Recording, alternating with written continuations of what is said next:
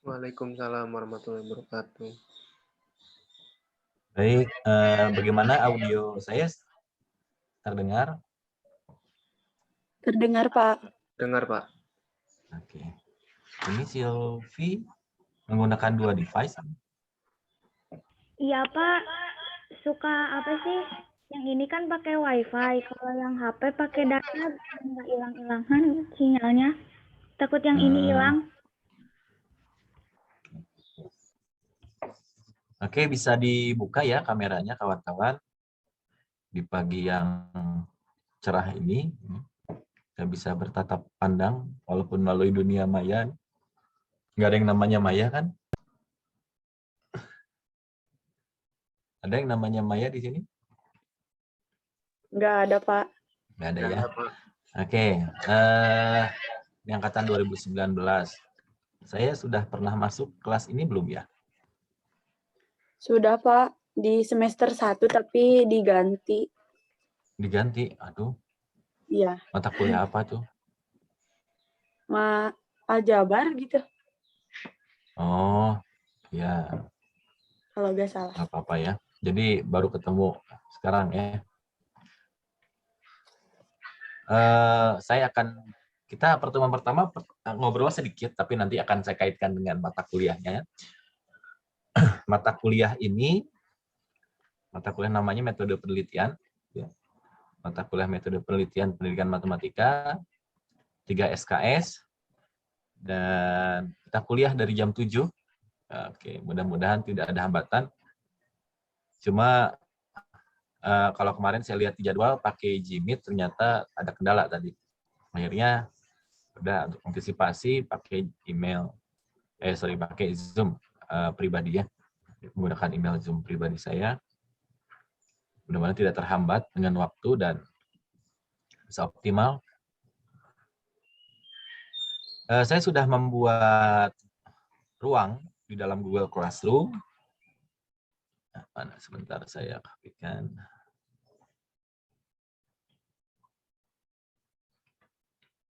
Google Classroom-nya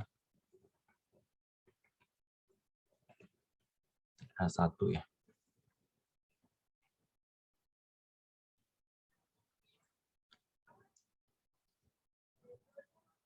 Saya coba copy untuk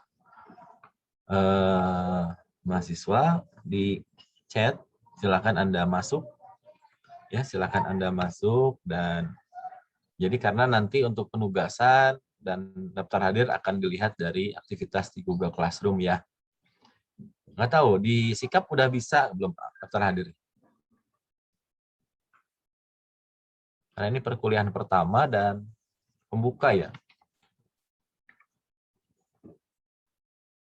Untuk kehadiran udah bisa disikap belum ya?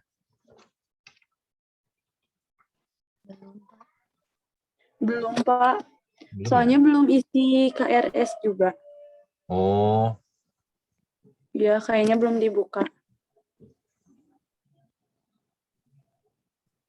oke. Nggak apa-apa.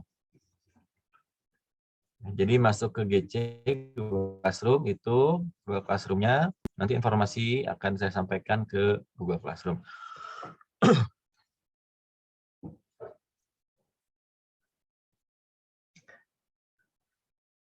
Oke, sudah? Sudah pada masuk di Google Classroom-nya?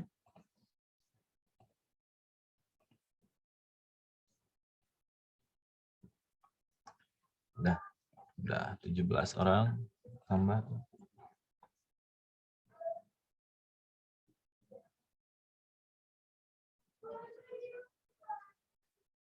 Sebentar ya.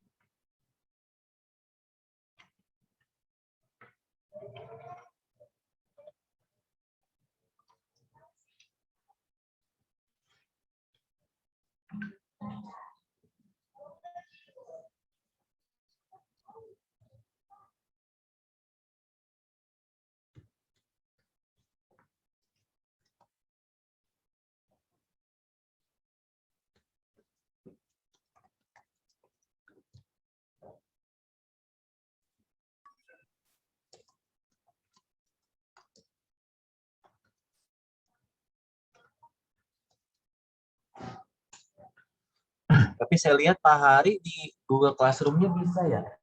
Begini bisa ya. Nanti saya coba tanyakan deh.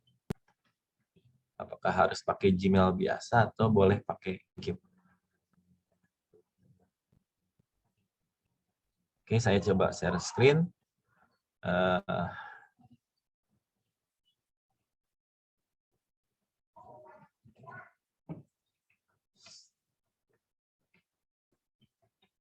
Kelihatan nih? Sudah pada.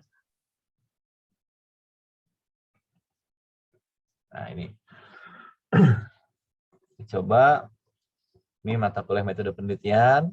Nah, sebelum ke sana, saya ingin memotivasi kawan-kawan untuk apa sih mata kuliah metode penelitian ini? Secara tidak langsung, mata kuliah penelitian ini adalah untuk menunjang profil lulusan dari program studi S1 Pendidikan Matematika. Ya, jadi ada profil lulusan S1 itu sebagai pendidik, ya, sebagai asisten peneliti, karena S1 jenjangnya belum masih asisten, dan sebagai apa namanya entrepreneur kalau nggak salah ya, pengembangan media, inovasi pembelajaran matematik. Nah, si penelitian mata kuliah penelitian ini kalau secara langsungnya akan terkait dengan skripsi. Jadi Anda sekarang udah semester 5 ya. Semester 5 berarti sudah difokuskan ke skripsi. Jadi sudah tidak bisa main-main, ya, tidak bisa ini, dan harapan saya kondisi nanti setelah mata kuliah ini luarannya adalah bentuknya proposal penelitian. Nah, sekarang kan proposal penelitian itu digunakan untuk mengikuti seminar proposal penelitian atau seminar proposal skripsi. Nah, kemudian nanti dari seminar proposal akan memperoleh SK pembimbing. SK pembimbing nanti larinya akan menjadi bimbingan skripsi. Ya, walaupun Anda belum KKN belum PPL, tapi di mata kuliah ini sebenarnya sudah mengarah kepada penelitian skripsi. Harapan kami sebagai pengajar nanti luarannya adalah proposal penelitian. Proposal penelitian, kemudian nanti seminar, ikutan seminar ya yang diadakan prodi, dan Anda akan dibagi pembimbing, pembimbing skripsi, pembimbing 1, pembimbing 2, dan kemudian nanti akan bimbingan sampai akhirnya menyelesaikan studi. Nah, belum saya menjelaskan ke arah sana lebih lanjut, saya akan bertanya kepada beberapa orang. Oke, yang pertama yang ini deh, Fadil ya KM-nya. Fadil KM-nya angkatan 2019. Kira-kira Fadil mau lulus kapan? Tahun berapa kira-kira mau lulus? Ya, Pak. Mau lulus dari STKI, dari IKIP tahun berapa nih? Tahun 2023. 2023. Alasan memilih tahun 2023 apa? Ya, semoga lebih tepat aja gitu, Pak. Nggak lama-lama. Oke, karena melihat 4 tahun ya. Ya, 4 Pak. tahun masuk ke 2019 dan lulus 2023. Nah, kalau misalkan tadi targetnya lulus 2023, kira-kira nih, nanti kan mulai bimbingannya sebenarnya itu nanti di semester 7. Semester 8, Mas. Semester 7, semester 8 itu mulai bimbingan. Tapi kalau misalkan ini mata kuliahnya tidak sesuai atau tidak proposal penelitiannya tidak benar-benar ditulis di mata kuliah ini, nanti semester depan kan Anda KKN. Setelah KKN Anda akan langsung PPL. Setelah PPL langsung bimbingan. Seminar proposal dulu malah. Nah, yang pertanyaannya, apakah pada saat nanti seminar proposal itu yang dibawa, atau proposal yang dibawa itu adalah proposal hasil mata kuliah ini, atau membuat dari awal? Saya akan arahkan begini. Proposal penelitian itu merupakan bentuk report ataupun ya mau disebut proposal ataupun dokumen yang memuat bab 1 sampai bab 3 deskripsi. Bab 1 itu pendahuluan, isinya adalah latar belakang masalah, rumusan, sampai ke definisi operasional. Bab 2 itu kajian teori atau kajian pustaka, ya, sampai ke hipotesis. Bab 3 metodologi penelitian, ya, mulai dari desain dan sampai ke prosedur pengolahan data. Dan bab 4 itu analisis dan pembahasan hasil penelitian. Dan bab 5 kesimpulan. Nah, tadi saya sampaikan proposal penelitian yang tadi sebagai luaran dari mata kuliah ini, itu adalah skripsi, tapi yang memuat bab 1 sampai bab 3. Nah, kalau skripsi utuh sampai bab 5. Nah, sisanya, atau dia tuh, proposal itu merupakan subset atau himpunan bagian dari skripsi. Jadi kalau misalkan proposal penelitiannya sudah oke, nah maksudnya oke itu sudah Anda akan mengambil judul ini, prosedurnya seperti apa, sudah jelas di dalam proposal penelitian yang disusun pada mata kuliah ini, maka nanti pada saat penelitian atau bimbingan itu cuma tinggal sedikit, yaitu paling cuma instrumen, kemudian penelitian ke lapangan, dan menyusun bab 4, bab 5, sidang deh. Tapi kalau misalkan proposal penelitian yang nggak rampung, jadi hanya menganggap begini. Nanti di dalam proposal penelitian pada mata kuliah ini akan dituliskan di covernya kan, proposal penelitian, judulnya apa, bla bla bla. Nanti di bawah judul ada kata-kata gini. Diajukan sebagai salah satu syarat memenuhi mata kuliah metode penelitian. Filosofinya, apakah Anda hanya melihat dari kata-kata itu saja? Yang penting mah lulus mata kuliah metode penelitian. Atau berharap untuk lulus tepat waktu yang target Fadil tadi dengan optimalisasi penelitiannya dari proposal ini, gitu. Nah, kenapa? Karena saya khawatir proposal penelitian yang dibuat pada mata kuliah ini hanya sebagai syarat aja, syarat lulus mata kuliah, bukan syarat lulus skripsi, ya, bukan syarat lulus jenjang skripsi atau jenjang S1. Ya, karena yang penting ini mah syarat mata kuliah Pak Wahyu Hidayat aja. Sehingga pada saat nanti di seminar proposal Anda akan kesulitan atau akan diobrak-abrik skripsinya pada saat ditanya apa alasan mengambil judul ini. Aduh, nggak tahu ya Pak, ada dulu mah disesuaikan gara-gara ngambil mata kuliah metode penelitian.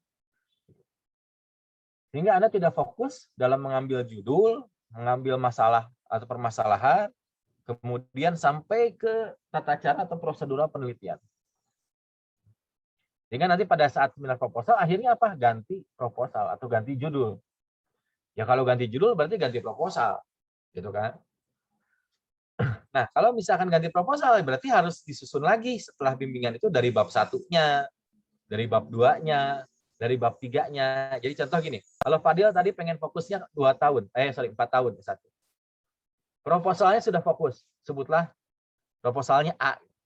Nah, kemudian misal ya, ada si Fulan proposalnya hanya dijadikan syarat mata kuliah saja. Nanti pada saat seminar proposal bikin lagi proposal yang baru. Ya. Dampaknya apa? Pada saat seminar pasti kacau. Karena tidak menguasai substansi dari isi proposal yang dibuat. Sistem kebut semalam, gitu. Hanya membuat proposal itu mendadak. Berbeda kalau kita dari awal sudah fokus menyusun proposal penelitian untuk nanti skripsi itu dari sekarang. Nah, itu rasionalisasinya. Sehingga kalau Fadil tadi langsung pas bimbingan, oke, kata proposal pada saat seminar proposal, kata pengujinya, oke, kamu sudah menguasai, berarti tinggal masuk ke penelitian. Dapat pembimbing, langsung menyusun instrumen penelitian, pengembangan produk, dan lain sebagainya. Nah, tapi kalau yang tidak fokus menyusun proposal dari awal, pasti dia tidak akan memahami konsep dari substansi isi proposal. Sehingga pada saat mulai bimbingan, ya harus dari bab 1 lagi, bab 2 lagi. Nah, pertanyaan saya misalnya ke Wawan Setiawan, yang kira-kira lebih cepat lulus, memiliki peluang lebih cepat lulus, itu Fadil atau Fulan? Tahu si Fulan itu ada nggak? Yang lebih cepat lulus adalah Fulan. Nah kan si Fulan tadi nggak fokus mengerjakan proposalnya. Fadil, Pak, Fadil. Oke. Ya. Yang lebih cepat lulus Fadil. Kenapa? Karena Fadil pada nanti bulan November, bulan September, Oktober 2022, itu sudah mulai penelitian. Tinggal melanjutkan dari bab 3. Nah, untuk memperoleh bab 4, itu adalah penelitian di lapangan. Bab 4 kan hasil pembahasan. Ya. Sehingga untuk menyelesaikan skripsinya hanya tinggal langsung ke penelitian, Nah, penelitiannya kapan? Ya, antara berarti nyusun instrumen di bulan Desember, penelitian bisa di bulan Januari 2023. Penelitian di 2023 selesai bulan Februari, kemudian Anda menyusun bab 4 dan bab 5, mungkin Maret, April sudah selesai dan sudah bisa sidang di bulan itu kalau udah selesai. Karena sebenarnya nanti pas bimbingan skripsi cuma menyelesaikan dua bab. Dua bab itu adalah bab 4 dan bab 5. Bab 1, 2, 3-nya itu sudah diselesaikan pada mata kuliah ini. Itu ya. Jadi saya motivasi harapannya nanti pada saat ada tugas, bagaimana menyusun judul, bagaimana menyusun permasalahan, bagaimana menyusun bab 1, ya itu harus benar-benar fokus. Jangan sampai hanya dijadikan sebatas yang penting lulus mata kuliah ini dulu aja. Ya. Nanti apa masalah yang muncul? Tadi, kalau asal-asalan nanti pas giliran seminar proposal atau bimbingan skripsi dari awal lagi. Oke ya. Itu kita sepakati dulu nih. Ya, kita motivasi bismillah dulu, niatkan gitu. Niatkan bahwa fokus pada mata kuliah ini saya targetnya adalah proposal. Karena memang luaran dari mata kuliah ini adalah proposal penelitian. Oke, proposal penelitian itu memuat bab 1 sampai bab 3-nya skripsi ya. Jadi saya motivasi ulang lagi, kalau Anda pengen lulusnya cepat ya berarti sudah ada targetnya nih rencananya. Oke, rencananya fokus di awal, proposal harus beres. Nah, untuk memuat proposal skripsi, kalau nanti bab 4, bab 5 mah sudah hasil. Ya. Tetapi kajian teori itu dibahasnya di bab 2. Latar belakang masalah itu dibahasnya di bab 1. Dan itu memuat suatu kegiatan yang harus dilakukan oleh peneliti ataupun mahasiswa, itu yang sangat kompleks. Contoh misalkan, judulnya apa? Judulnya mengembangkan media pembelajaran berbasis ICT. Apa alasan membuat judul itu? Ya pengen aja Pak, nah, nggak bisa kayak gitu. Harus ada landasan yang kuat, jadi ontologinya ada, landasannya apa? Ada masalahnya ada. Permasalahan membuat media pembelajaran berbasis ICT, apa masalahnya? Karena kondisi pandemik, nah bisa. Seperti yang kita lakukan saat ini. Saya sangat yakin sekarang oke, nganggut-nganggut pada saat nanti hasilnya, lah. Jadi setelah diintrospeksi diri, saya melihat kayaknya nggak bisa seperti ini deh. Ya.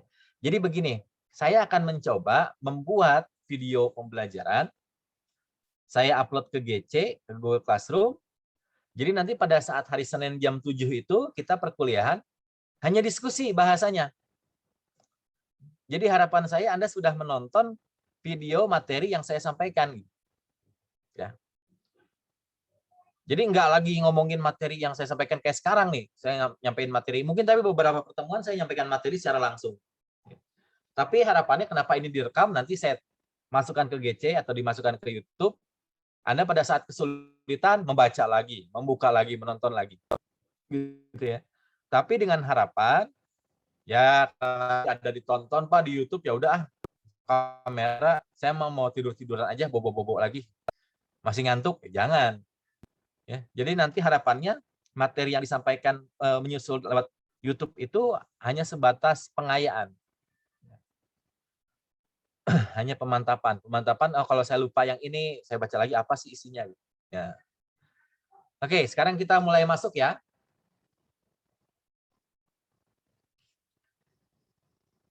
Saya sampai jam 9:30. Tapi nanti kita sambil diskusi aja ya. Nah, pengertian penelitian. Kita mata kuliahnya tadi metode penelitian. Nah, apa sih penelitian itu? Oke. Penelitian, kalau saya baca dari bukunya Pak Rus Effendi, itu adalah salah satu cara mencari kebenaran melalui metode ilmiah. Ya. Kayak tadi, saya ingin mengembangkan media pembelajaran berbasis ICT. Masalahnya apa? Masalahnya itu sebenarnya saya melihat kondisi pembelajaran daring saat ini, pandemi, itu tidak optimal. Ya. Pertama dari masalah teknis koneksi, kemudian karena kalau guru secara langsung di kelas itu punya karisma. Tapi kalau gurunya adalah orang tua, sebutlah misalnya kepada anak-anak saya misalnya yang lagi belajar, itu sulitnya minta ampun. Kalah sama Free Fire, kalah sama Valorant gitu ya. Kalah sama Roblox dan lain sebagainya gitu, ya. Tapi pada saat disuruh hafalan, misalkan hafalan murojaah dan lain sebagainya, tugas sekolah, itu sulitnya minta ampun gitu. Tadi kalah sama Valorant, kalah sama Weebly Live dan lain sebagainya. Nah, sehingga itu masalah buat kita teliti. Dan pada saat kita teliti, ini saya dapat obatnya nih untuk memecahkan permasalahan kesulitan dalam belajar online. Misalkan anggap tadi membuat media pembelajaran secara berbasis ICT. Nah, di sanalah kita sudah melakukan penelitian. Karena sebenarnya kita sedang mencari kebenaran melalui metode ilmiah. Melalui metode ilmiah itu apa saja? Mulai dari mencari masalah, merumuskan masalah, melihat tujuan penelitian, definisi operasional, mengkaji literatur, membuat hipotesis, sampai ke merumuskan metode atau metodologi penelitian. Cara-caranya, langkah-langkahnya penelitian seperti apa? Nah, itu adalah penelitian. Ya. Jadi saya ulangi lagi, penelitian adalah cara mencari kebenaran melalui metode ilmiah. Apa yang dicari? Ya penyelesaian masalah. Nah, oke, dan saya pikir di kelas ini gitu ya, saya mengasumsikan ini sepertinya di kelas ini masalahnya adalah belum punya masalah. Masalah Anda saat ini itu belum punya masalah untuk diteliti, gitu. Kayaknya gitu. Ngerti nggak? Contohnya gini deh. Oke, saya nanya Elna Nur Hasanah, kira-kira mau meneliti apa nanti skripsi? Kalau aku mah Pak kepikiran buat media sih, pengembangan media. Karena kemarin udah Oke. pernah penelitian dan sekarang teh lagi implementasi ke sekolah. Tapi iya baru kepikiran media sih karena emang lagi pandemi kayak gini kan, media teh emang berpengaruh buat masuknya materi ke anak-anak gitu. Kalau hanya sebatas menyampaikan mah kadang anak-anak teh bosen, jenuh yang kayak gitu. Jadi dengan berbantuan media. Oke, Iya. sudah ini ya, sudah ada bayangan ya. Alhamdulillah kalau gitu ya. Karena yang saya bingungkan itu apabila mengajar penelitian, muncul judul penelitian itu pasti muncul dari masalah dulu. Nah, itu masalahnya tuh Anda belum punya masalah. Nah, itu yang jadi masalah buat saya juga. Bagaimana mencari masalah? Nanti akan ada materi tentang permasalahan. Si masalah ini. Nah, tadi metode ilmiah yang saya sampaikan tadi kan mencari kebenaran dengan metode ilmiah. Apa prosedur metode ilmiah? Metode ilmiah itu yaitu mengidentifikasi dan merumuskan masalah. Nah, ini muncul masalah. Kemudian melakukan literatur study, atau mengkaji literatur, kemudian merumuskan hipotesis, mengumumkan data, mengolah dan menganalisis data, sehingga akhirnya menyimpulkan suatu kesimpulan dalam hal penyelesaian masalah. Nah, ini rangkaian inilah yang disebut dengan penelitian, metode ilmiah, maaf. Metode ilmiah. Kalau kita sudah melalui ini, maka kita sebenarnya sudah mencari kebenaran dengan metode ilmiah dan sudah dikategorikan sebagai penelitian. Tapi jangan sampai selesai sampai mengambil kesimpulan aja. Bagaimana orang lain tahu bahwa kita sudah mengambil kesimpulan? Jadi masalah itu ya jangan dipendam dan jangan cuma diselesaikan sendiri. Kalau bisa masalah itu berbagi. Ya. Karena manusia yang bermanfaat itu adalah manusia yang bermanfaat bagi orang lain. Gitu ya. Manusia yang baik itu adalah manusia yang bermanfaat bagi orang lain. Apa contohnya kebermanfaatannya? Tadi misalkan Elna membuat media pembelajaran. Kalau nggak dikasih tahu ke orang lain, nggak disebarluaskan, tidak dipublikasikan, bagaimana orang lain bisa mengadopsi penyelesaian masalah apabila masalahnya sama dengan yang Elna hadapi? Contoh tadi masalahnya sama dengan yang saya hadapi sebagai orang tua. Gimana caranya mengajarkan anak dan lain sebagainya. Nanti kalau misalnya ada media kan bisa berbagi. Nah, sharing, berbagi, dan publikasi itulah akhir dari penelitian. Jadi pada saat mengambil kesimpulan itu belum selesai seharusnya. Ada lagi sharing dan publikasi.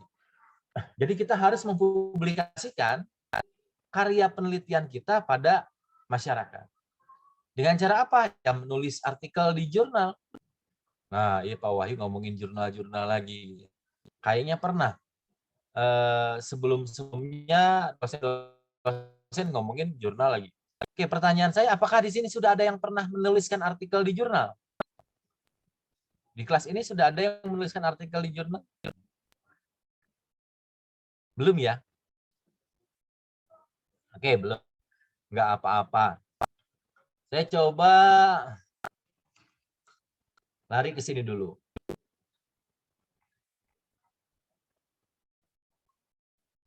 Nah, ini kelihatan nggak ya? Semoga kelihatannya. Ini jurnal, namanya Jurnal Infinity. Ada artikel mahasiswa.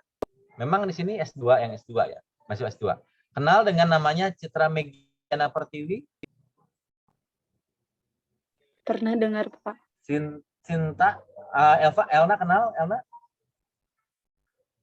Pernah dengar yang sekarang dosen ya, Pak? Nah, yang sekarang dosen ya.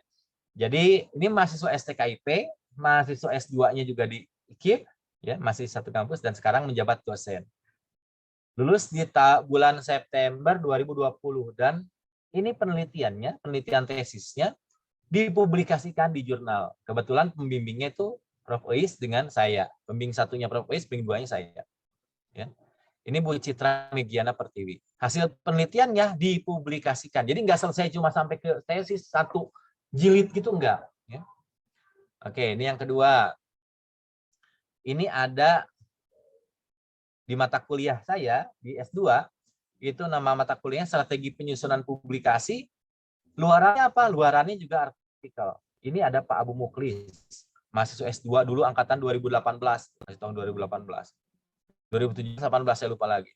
Bu Elis, Bu Wiwi, itu pun mahasiswa. Publikasi juga, judulnya tentang ini penelitian. Ini bersama-sama nih kolaborasi. Kalau tadi Bu Citra dari tesisnya, tesisnya ya. Ini kolaborasi 1, 2, 3, 4 yang berkaitan dengan kemampuan koneksi matematis. Dia sebar angket, dia sebar soal, dan dia tulis bersama-sama. Ya. Tulis bersama-sama masuk ke jurnal terakreditasi. Nah, kemudian ini sama. Ini yang lulus S2 kemarin. S1-nya dari STKIP, dari IKIP. S2-nya juga dari IKIP. Ini yang lulus pertama kali Kumlot. Angkatan 2019. Yang kemarin baru yudisium. Terbit di Jurnal Nasional Pendidikan Matematika. Ini juga terakreditasi. Sinta 3. Ya, ini pun dia menuliskan kesulitan siswa pada materi pecahan berdasarkan langkah Polya. Ini diterbitkannya tahun 2020. Padahal dia baru tesisnya itu di 2021. Apa yang menjadi masalah? Masalah inilah dia temukan. Dan dia pecahkan kesulitan siswa dalam materi pecahan. Kemudian ini dijadikan landasan dalam tesisnya di bagian latar belakang masalah.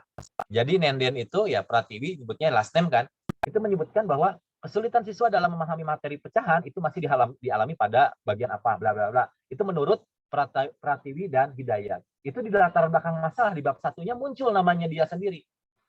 Maksudnya apa? Dia sudah melakukan pengkajian studi pendahuluan.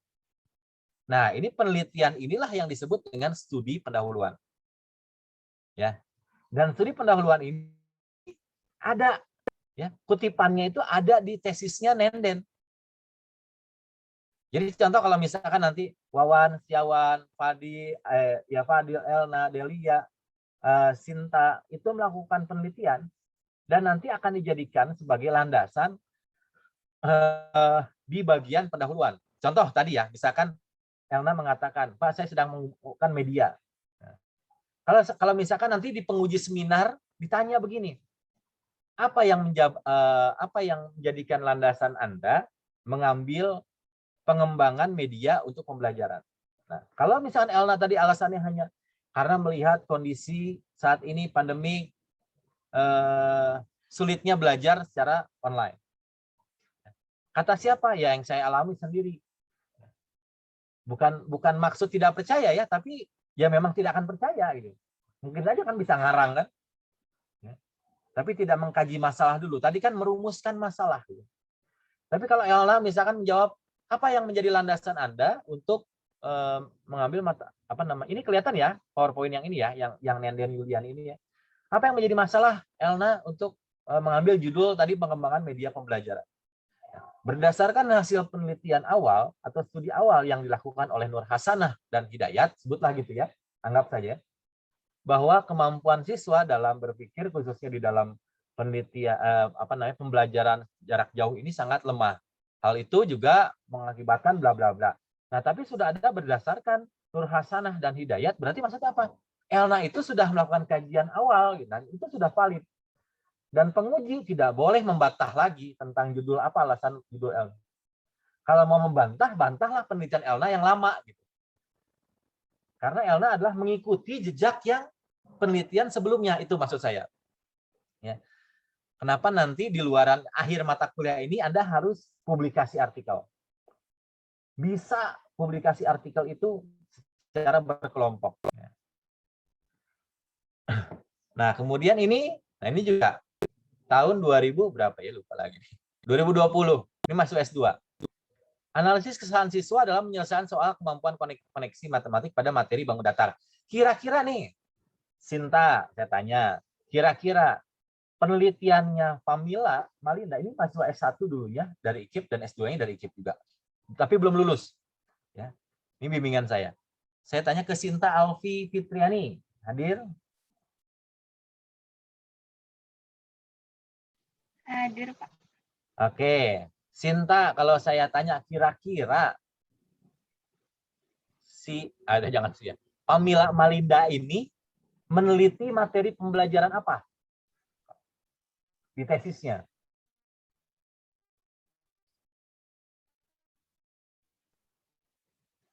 Kira-kira. Atau ada yang bisa menjawab? Di tesisnya, atau tesis ya, Pamila Malinda itu tesis. Jadi maksudnya saya pembelajaran berbasis kasus nih. Ya.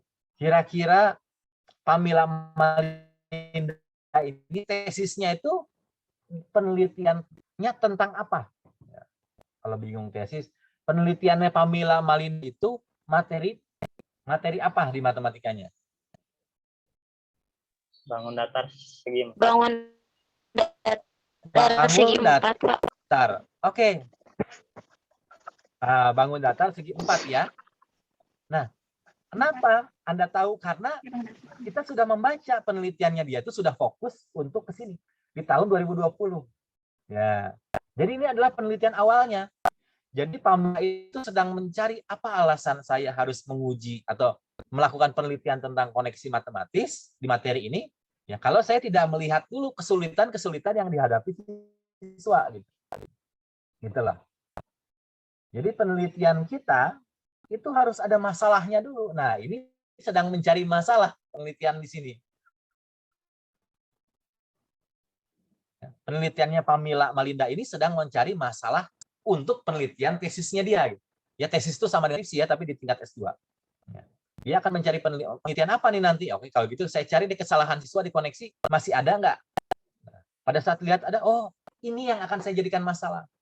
Jadi kalau tadi Elna berpikirnya, saya akan mengembangkan media pembelajaran. Nah, maka harus dikaji dulu masalah-masalah yang saat ini terjadi dari dampak media pembelajaran yang dilakukan guru saat ini. Gitu. Ya. Jadi harus dicari dulu, dan kalau bisa dipublikasikan itu masalah-masalahnya. Sehingga nanti pada saat Elna menyebutkan latar belakang masalah, kenapa ngambil judul itu? Ya karena memang masih banyak sekali masalah tentang media pembelajaran di masa pandemi. Nah, kemudian ini masih, nah ini lagi masuk S2, tapi ini dulu angkatan 2000, berapa ya? 2014 kalau nggak salah, di S1-nya. Ini sekarang baru masuk S2 2021 di Siska. Ini kira-kira masalahnya apa nih dia dalam skripsinya itu?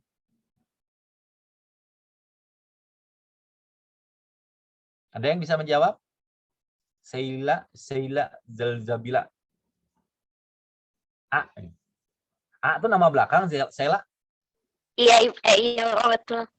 Harusnya A-nya jangan disingkat. Kalau mau S, Z, A, apa? Contoh kayak saya, W, Hidayat. Karena orang luar itu lebih mengenal dengan nama last name atau nama keluarga. Nama keluarga itu paling belakang. Nah, kalau Wawan Setiawan disingkat W Setiawan, disangkain nanti Wahyu Setiawan. Itu karena Pak Wahyu Setiawan. Nah, oke, Sela, kira-kira nih, ini tesis K ini dia penelitiannya apa? Mengenai kemampuan berpikir kreatif matematis siswa SMA, Pak. Oke, kemampuan berpikir kreatif matematis. Anda sudah pernah belajar belum tentang variabel terikat dan variabel bebas dalam penelitian? Belum, Pak. Belum ya? Oke. Nah, variabel terikat di dalam suatu penelitian adalah variabel yang dipengaruhi. Ya, atau disebut juga dengan variabel laten endogen ada juga, tapi variabel yang dipengaruhi. Nah, dalam penelitian ini, variabel yang dipengaruhi itu adalah berpikir kreatif. Maka ini variabel berpikir kreatif adalah variabel terikat. Oke, nanti saya coba lihatkan. Yang ini nih, yang gampang deh. The students' mathematical problem solving abilities, self-regulated learning, and VBA Microsoft Word in New Normal. A development of teaching material. Maksudnya apa? Pengembangan media pembelajaran. Ya. Apa yang dikajinya? Ini pengembangan media pembelajaran berbasis VBA. Kayaknya ini variabel bebasnya VBA. Nah, yang dipengaruhi dalam penelitian ini adalah kemampuan pemecahan masalah. Ya. Problem solving ability itu kemampuan pemecahan masalah. Ya. Self-regulated learning. Kemandirian belajar. Jadi variabel terikatnya itu adalah pemecahan masalah dan kemandirian belajar, dan sedangkan variabel bebasnya itu adalah media pembelajaran VBA Microsoft Word. Jadi maksudnya begini, melalui VBA Microsoft Word itu akan mempengaruhi kemampuan pemecahan masalah siswa dan kemandirian belajar siswa. Jadi yang menjadi variabel terikatnya adalah pemecahan masalah dan kemandirian belajar, sedangkan yang menjadi variabel bebasnya adalah media pembelajaran berbasis VBA. Ya, kalau bicara VBA ini kan produk banyak yang sama seperti Pak Martin kerjakan. Ya, Pak Martin Bernard ya. Jadi pengembangan media pembelajaran. Jadi kalau tadi Elna media pembelajaran, untuk apa media pembelajaran itu? Apakah hanya mengembangkan media saja? Ada nggak yang diukur? Kemampuannya ada nggak yang diukur dari media pembelajaran? Kalau di sini contohnya untuk Bu Citra ini, kemampuan yang diukurnya adalah kemampuan pemecahan masalah dan kemandirian belajar. Nah, kalau Elna tadi kira-kira media pembelajarannya untuk mengukur kemampuan apa nih? Kalau kepikiran masih Pak, kemampuan berpikir kritis. Oke. Nah, jadi kemampuan berpikir kritis yang akan dipengaruhi oleh media pembelajaran yang Elna buat. Nah, jadi berpikir kritisnya itu adalah variabel terikat. Jadi saya ulangi lagi, variabel terikat itu adalah variabel yang dipengaruhi. Dipengaruhi oleh siapa? Dipengaruhi oleh variabel bebas. Jadi dia diikat.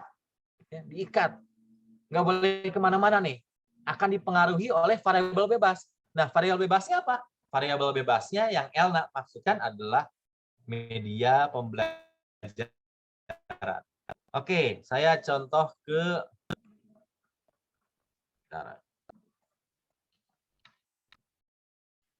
jadi kita ya base case ya, base case itu ya macam-macam.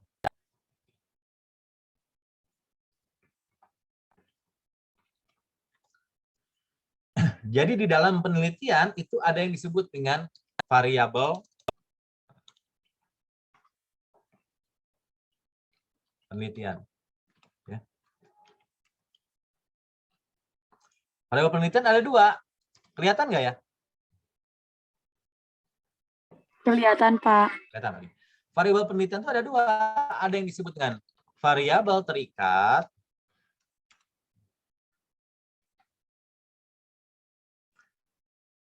Disebut dengan variabel terikat dan variabel bebas. Yang gampang itu, oh kalau variabel bebas kan independen ya. Kita tulis independen variabel. Kalau terikat berarti variabel yang tidak in.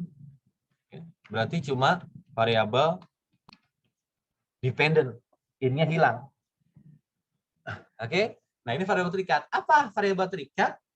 Variabel penelitian yang dipengaruhi oleh variabel yang lain. Atau sebut yang dipengaruhi oleh variabel yang lain atau dipengaruhi oleh variabel bebas.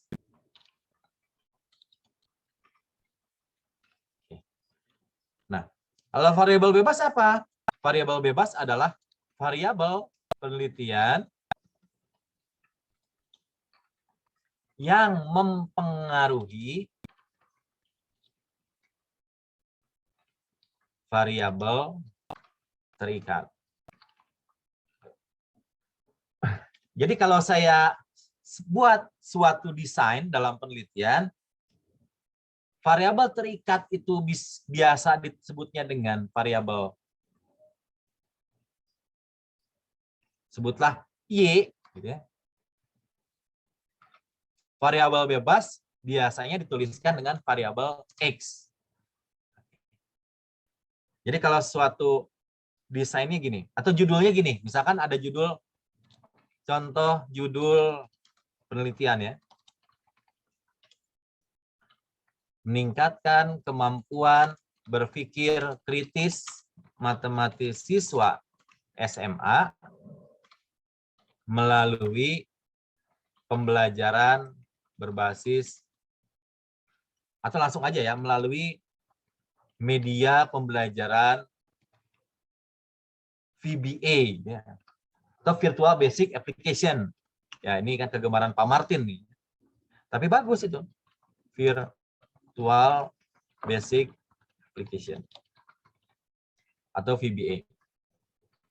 Nah, kalau dari sini judulnya, pertanyaannya, yang mana yang menjadi atau yang disebut sebagai variabel terikat? Ada yang mau menjawab? Meningkatkan Yang mana yang kemampuan dikatakan? berpikir kritis. Oke, ini kemampuan berpikir kritis matematis atau ini adalah variabel terikat. Ya. Jadi saya sebut Y-nya itu sama dengan kemampuan berpikir kritis matematis. Variabel bebasnya? VBA. PBA. VBA. Oke, jadi bisa saja media pembelajaran VBA. Atau biar nggak bingung, ini saya pilih. Biar sintaksnya sama. Nah, sehingga ini bisa dibuat desainnya itu menjadi apa? Media pembelajaran VBA mempengaruhi kemampuan berpikir kritis matematis. Ya, jadi kan kalau kita buat diagramnya gini, X mempengaruhi Y. Ya. Kalau Anda dulu pernah belajar statistika dasar, udah ya? Udah pernah nyampe ke uji T belum? Udah pernah nyampe ke regresi belum? Pakai SPSS atau Minitab belum? Yang H0 ditolak, H0 diterima, kayak gitu udah belum? Inferensial statistik namanya. Nah, nanti setelah metode penelitian, udah. Tapi kayaknya masih lupa ya, atau belum kebayang dulu apa sih maksudnya ini teh UJT teh. Tuh independent sample t-test itu apa sih maksudnya gitu. Atau ada H0, mu dan lain sebagainya, kayaknya belum kebayang apa sih maksudnya. Nah, nanti setelah ini semester 6 Anda akan mengambil mata kuliah namanya statistika penelitian. Nah, statistika penelitian akan nyambung mirip dengan metode penelitian. Seperti ini contohnya ada desain regresi. Ya. Variabel bebas mempengaruhi variabel terikat. Atau ada yang disebut dengan SEM. Nanti ada ketemu dengan SEM, sequence structure equation modeling atau model persamaan struktur. Oke, jadi ya yang disebut variabel terikat apa, variabel bebas apa ya? Oke, kalau gitu saya tanya ke Fatah nih. Tunggu dulu, saya punya judul gini.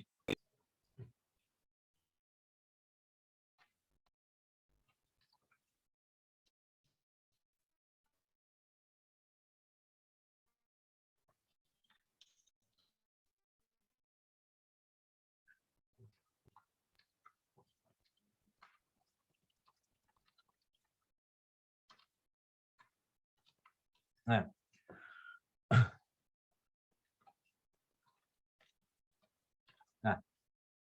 Saya tanya ke Fatah Taufik. Ya, Misalkan Pak. ada judulnya gini. Pengembangan media pembelajaran berbasis website terhadap kemampuan berpikir reflektif dan kemandirian belajar siswa SMP. Yang menjadi variabel bebas apa? Atau independen. Variabel bebasnya entah pengembangan media pembelajaran berbasis website. Variabel bebasnya berpikir reflektif dan kemandirian. Berpikir reflektif dan kemandirian belajar.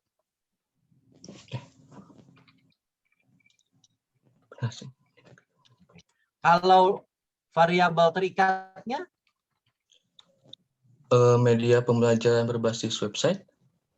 Pengembangan Media pembelajaran berbasis website. Oke, ini saya sengaja pakai bahasa Inggris tulisannya ya. Independen itu bebas kan. Independent Day, hari kebebasan, hari kemerdekaan. Yang disebut variabel bebas itu apa tadi? Ini kan contoh variabel bebas tuh. Variabel yang mempengaruhi. Nah, sekarang yang mana yang mempengaruhi, yang mana yang dipengaruhi? Apakah berpikir reflektif itu akan mempengaruhi pengembangan media pembelajaran? Atau sebaliknya? Media pembelajaran. Gimana? Sebaliknya, Pak. Terbalik ya? Oke, Iya. jadi media pembelajaran mempengaruhi berpikir reflektif. Oke, ini saya sengaja membuatnya pakai bahasa Inggris jadi biar ada konflik ya, konflik di dalam otaknya tuh. Biar mengenal independen itu pokoknya variabel bebas. Dari mana mengingatnya? Independent Day, kemerdekaan, kebebasan. Variabel dependent adalah variabel terikat. Ya.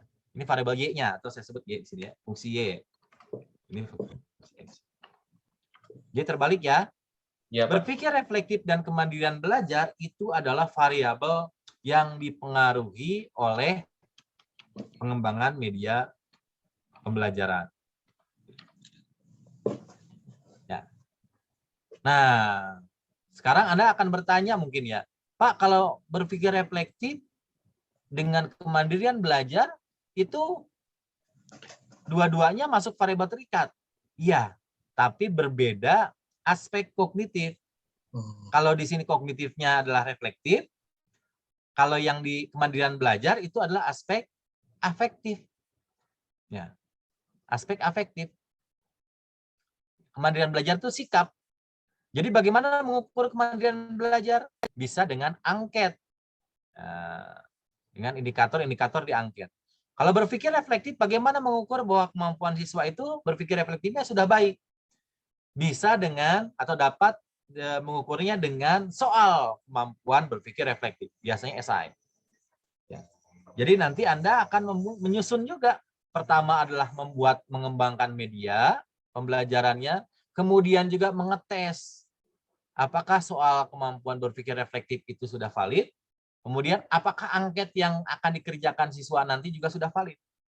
Ya, itu yang disebut dengan instrumen penelitian. Nah, Anda akan menyusun itu nanti. Ya, menyusun itu setelah rampung bab 3. Oke ya, kita kembali lagi ke sini. Oke. Nah, sekarang pentingnya penelitian. Nah, kenapa sih harus dilakukan penelitian? Penelitian akan memecahkan suatu masalah. Jelas. Jadi kalau misalkan kita mau melakukan penelitian, ya kita kan ada masalah yang harus dipecahkan.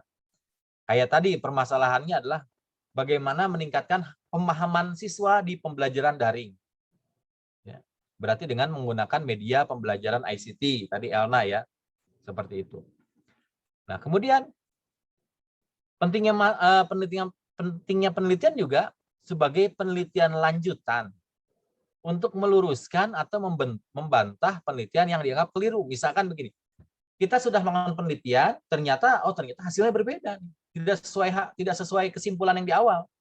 Nah, kita melakukan penelitian ulang, atau bisa jadi penelitian orang lain yang kita bantah atau kita luruskan bahwa penelitiannya keliru atau mungkin bisa ditambahkan. Jadi penelitian itu bertahap, dilanjutkan penelitiannya. Itulah yang disebut pentingnya penelitian. Oke, nanti materinya saya share ya.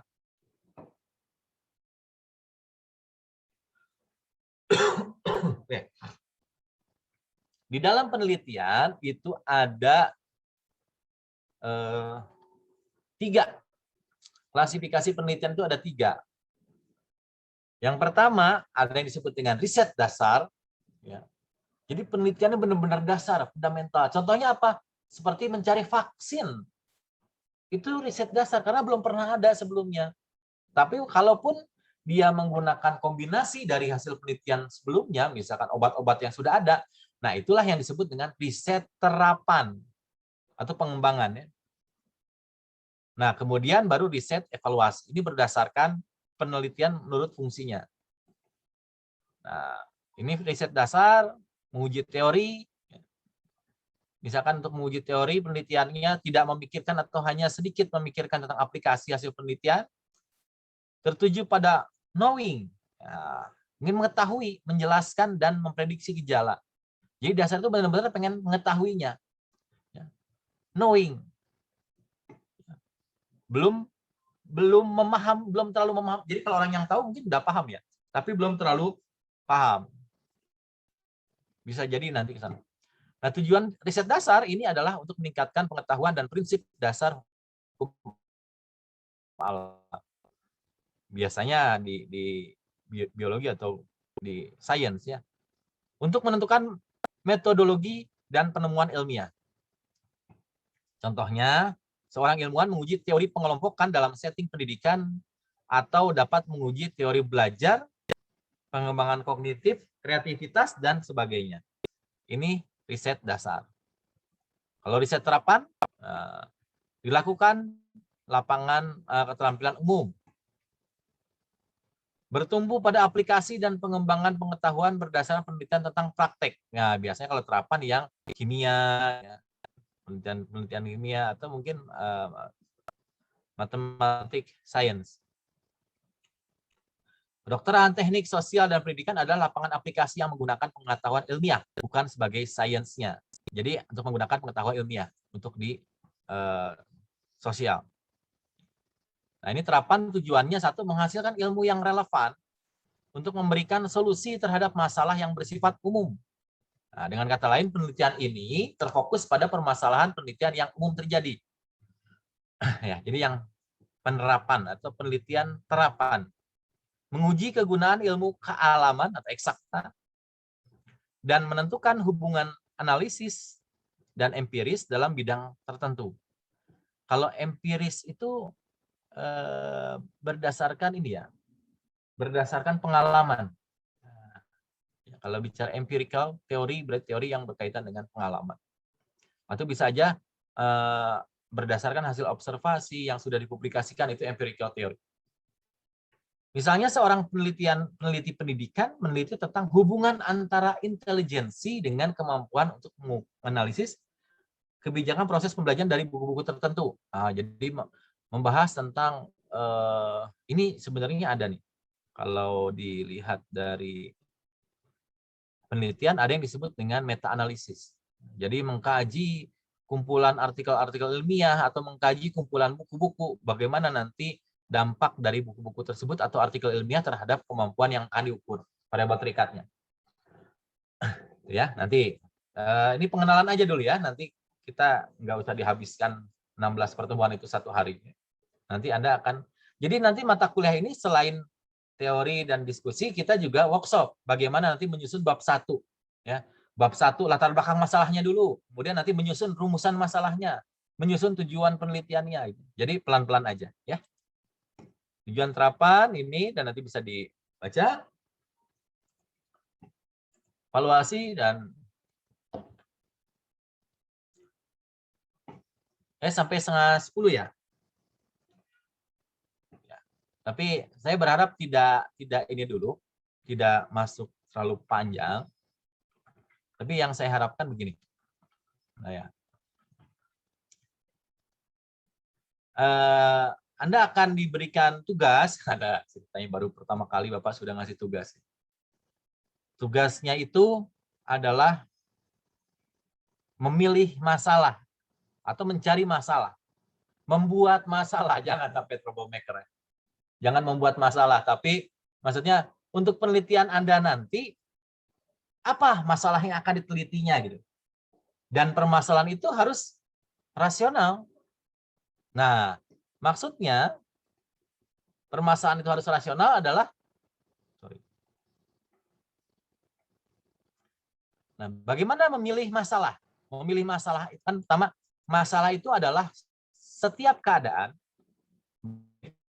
kesulitan, tantangan, hambatan, kebutuhan, dan sebagainya yang menggerakkan manusia untuk berusaha melakukan pemecahannya. Masalah kita sulit bangun pagi itu apa? Masalah, ya itu masalahnya sulit bangun pagi ya. Kira-kira bagaimana memecahkannya? Ya tidurnya jangan terlalu malam. Pak, tapi sama aja saya tidur jam 7 maghrib, jam 7 setelah Isya juga sama aja bangunnya jam 7 siang gitu. Pagi lagi 12. Itu mah keblok ya masalahnya. Jadi jangan terlalu banyak, jadi perlu olahraga, perlu dan lain sebagainya. Mungkin itu memecahkan masalahnya. Nah tadi Elna merekomendasikan media pembelajaran berbasis ICT. Nah, berarti masalahnya apa? Masalahnya kan kemungkinannya belum ada media pembelajaran atau kurangnya media pembelajaran yang karakteristiknya tidak mendukung pemahaman siswa secara penuh. Gitu kan? Makanya Elna merekomendasikan akan membuat media pembelajaran. Nah, berarti masalahnya adalah belum ada atau mungkin kurang media pembelajarannya secara utuh. Itu masalah. Nah, sumber masalah bisa berdasarkan teori, bisa dari lapangan. Ya, lapangan itu maksudnya ya kondisi secara umum atau empirik, nah ini pengalaman sendiri kita, atau literatur studi. Atau kita mengkaji studi. Ya. Bagaimana Pak mengkaji literatur itu? Ya Anda harus banyak baca artikel, baca berita, baca buku. Tapi kalau yang literatur studi itu biasanya adalah baca artikel jurnal. Nah, nanti Anda harus mengenal di mata kuliah ini dengan namanya jurnal. Jurnal itu yang mana? Yang tadi yang artikel, kumpulan artikel-artikel itu disebutnya jurnal. Nah, ini sumber masalah.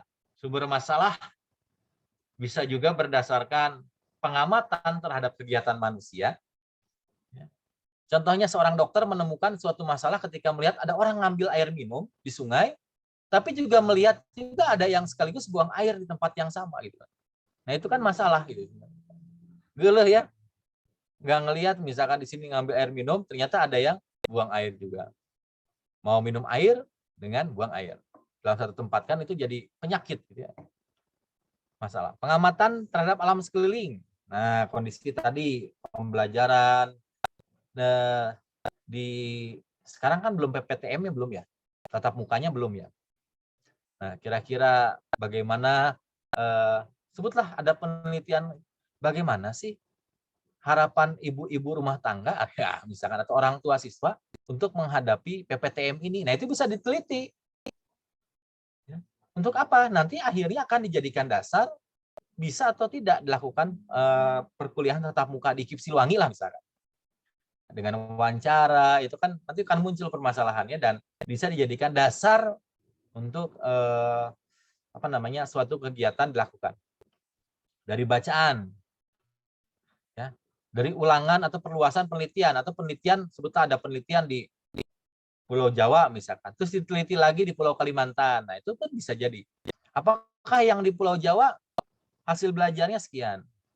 Nah, atau kalau kita lihat ya PPKM nih, kemarin kita masuk level berapa? Level 3 ya. Level 3, ada yang masih level 4. Nah, apakah penerapannya berbeda? Apakah yang level 3 ini bisa diterapkan di level 4 sehingga nanti yang level 4-nya bisa menjadi level 3 atau lebih kecil? Nah, itu pun sama, itu seperti perluasan penelitian. Dokter operasi itu juga penelitian. Seorang dokter melakukan operasi itu pun penelitian.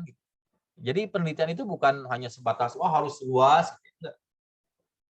Saya memahami atau saya mengecek kemampuan awal Anda tentang penelitian, itu pun juga penelitian. Jadi penelitian itu kan apa? Mencari kebenaran dengan metode ilmiah. cabang studi yang sedang dikembangkan, ya, misalkan sumber-sumber masalahnya. Jadi makna masalah itu nggak negatif ya, kata problem itu tidak negatif. Tapi kadang-kadang kita suka menganggap bahwa, kamu troublemaker.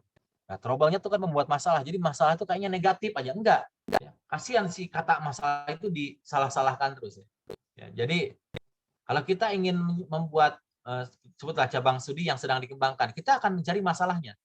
Nah, apa yang akan muncul nanti kalau kita melakukan kegiatan A, ya, dampaknya apa? Nah, itu masalah tuh kayak gitu, dampak bisa jadi masalah. Catatan dan pengalaman pribadi. Apakah Anda memiliki masalah dengan pengalaman pribadi Anda? Nah, silahkan hubungi orang psikologi. Ya, kan ada di kita ada psikologi ya, BK. Bisa jadi masalah. Nah, ini banyak. Nah, bagaimana cara merumuskan masalah?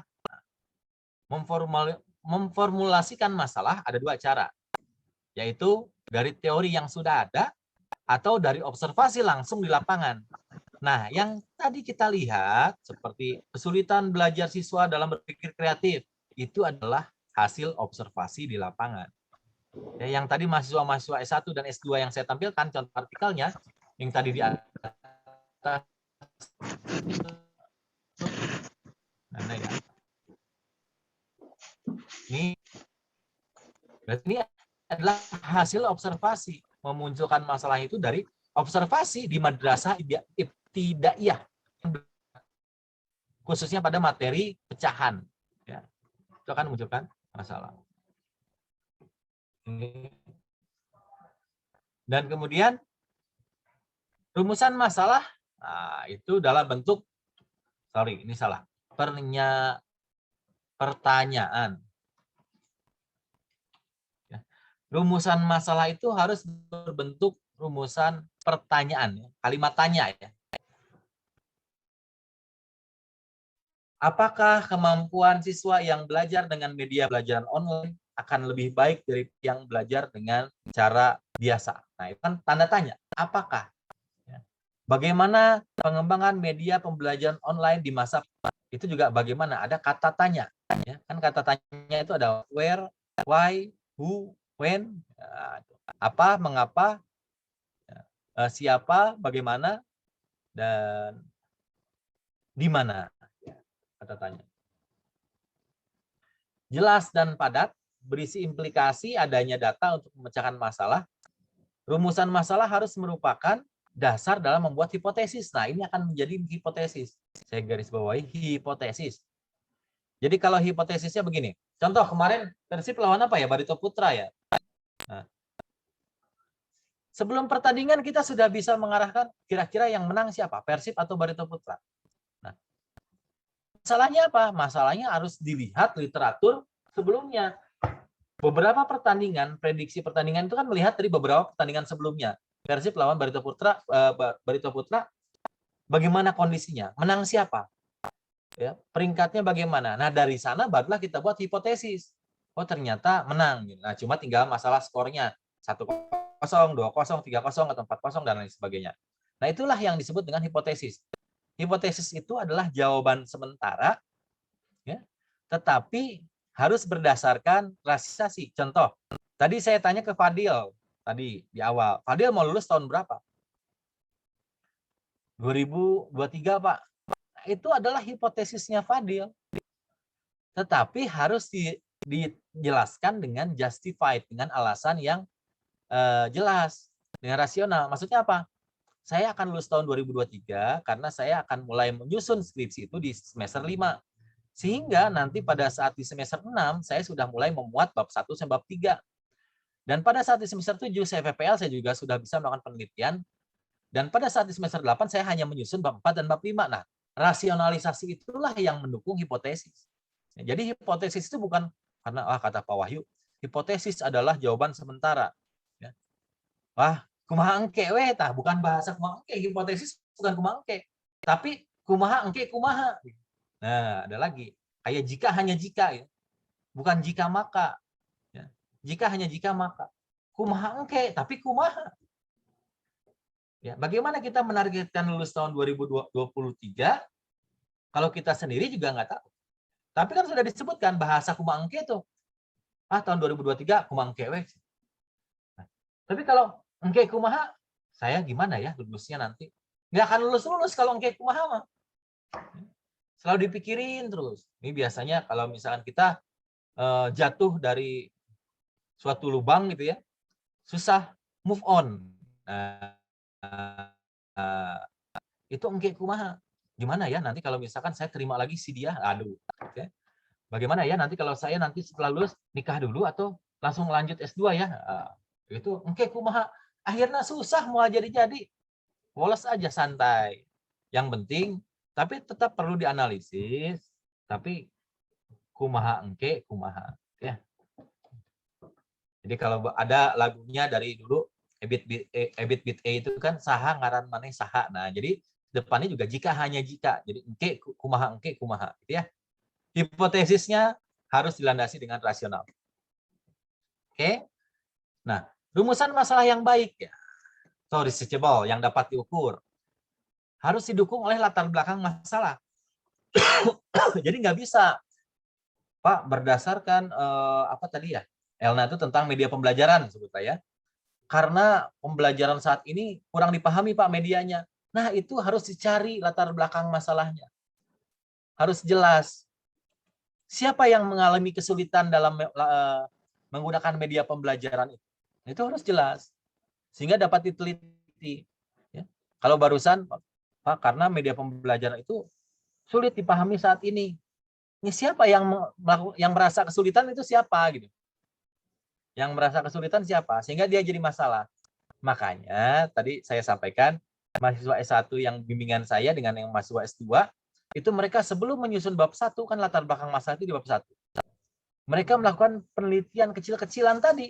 Bagaimana kesulitan siswa dalam materi apa tadi ya? Bangun ruang atau datar segi 4 ya. Dia sudah mulai memahami bagaimana nanti muncul itu sebagai masalah. Ya, dicari dulu kesulitannya. Memuat variabel-variabel yang menjadi perhatian peneliti dan kaitannya satu sama lain yang dihubungkan dengan apa-apa yang akan dicari. Nah, di sini ada memuat variabel-variabel yang akan menjadi perhatian peneliti. Tadi ada variabel bebas, ada variabel terikat.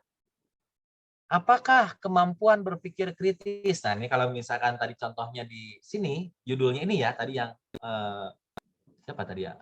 Fadil atau siapa tadi yang ini? Ya, Fatah ya.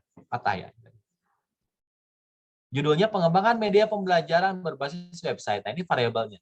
Nah, kita bisa membuat rumusan masalah dari pertanyaan ini. Misalkan pertanyaannya, apakah kemampuan berpikir reflektif ya, siswa SMP yang belajar dengan media pembelajaran berbasis website lebih baik daripada yang belajar dengan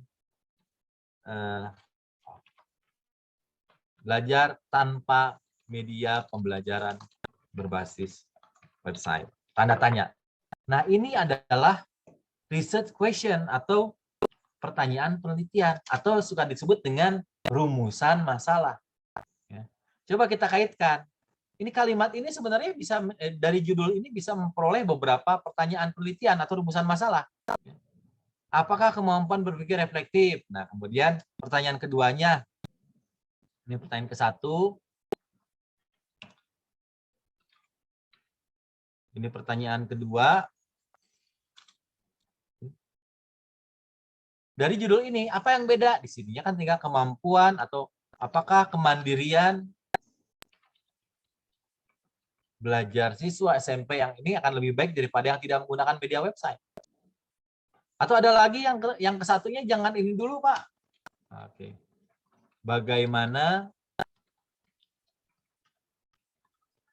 pengembangan media pembelajaran berbasis website? Atau bagaimana Implementasi pengembangan media berbasis website.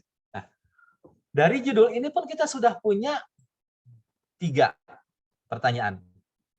Dari judulnya. Atau ada lagi pertanyaannya? Kesulitan apa saja yang dialami guru dan siswa dalam menggunakan atau dalam mempelajari menggunakan media pembelajaran berbasis website. Nah, oke, saya kaitkan ini dengan yang implementasi pengembangannya di atas. Ya. Bisa jadi 4 pertanyaan dari satu judul. Kan gitu.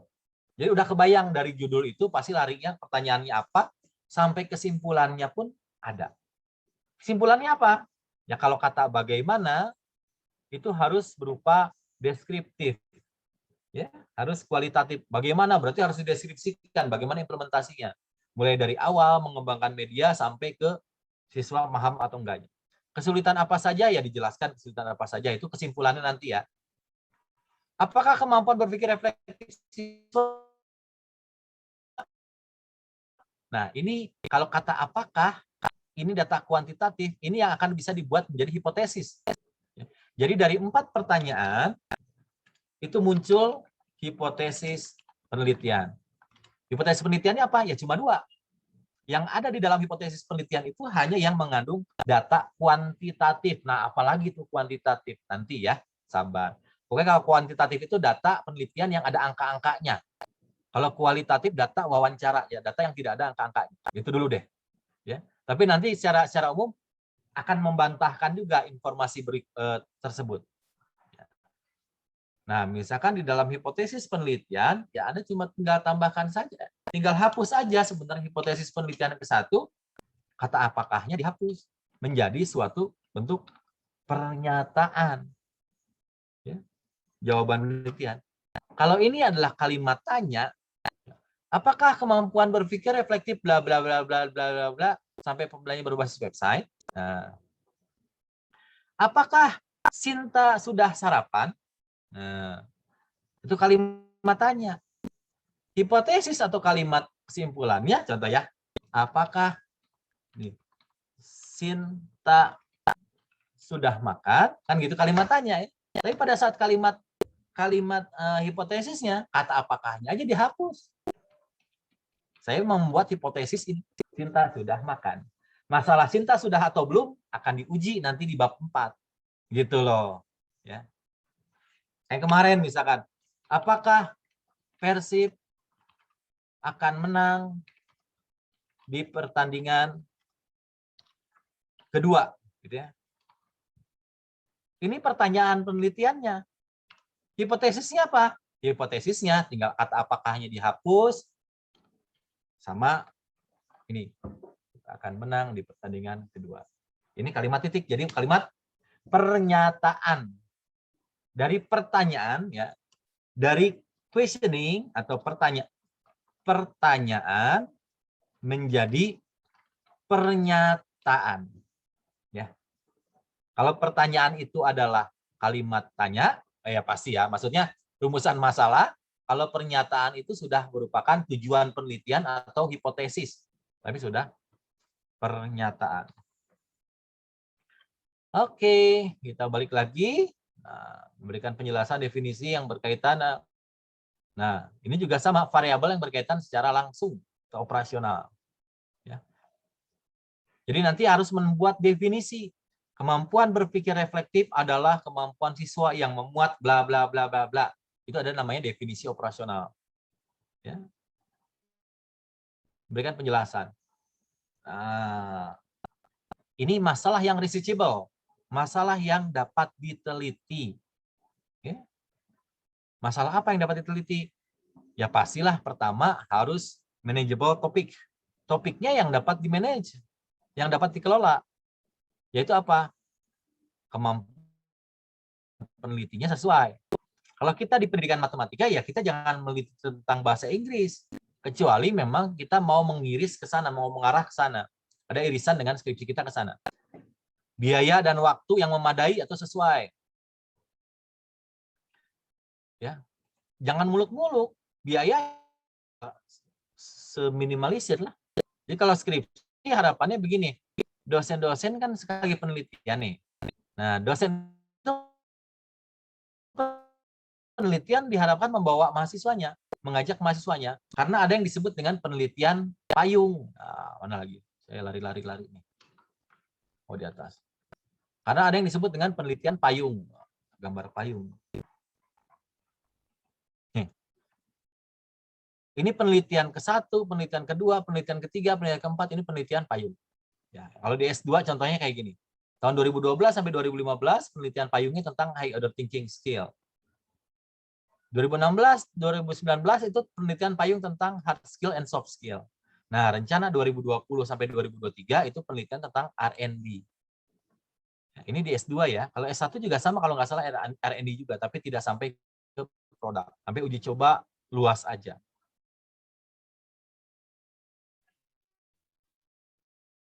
Ya. Nah, ini pengembangan penelitian apa saja. Contoh ini penelitiannya Pak Uni, penelitian Pak Wahyuda. Nanti itu bisa memiliki topik yang mirip gitu. Sehingga nanti ketahuan, oh penelitian payung program studi S1 matematik, program studi S1 pendidikan matematik, itu apa secara umumnya. Kalau yang S2 ini, jadi pasti tesis-tesisnya itu berkaitan tentang ini. Temanya tentang ini. Untuk saat ini ya, untuk yang S2. Sampai tahun 2023 kita targetkan. Ada di renseranya. Nah kalau yang S1 apa? Kalau nggak salah sama. S1 juga tentang R&D juga. Tentang media pembelajaran. Tapi nggak terlalu sampai masuk ke kemampuan hard skill, soft skill-nya.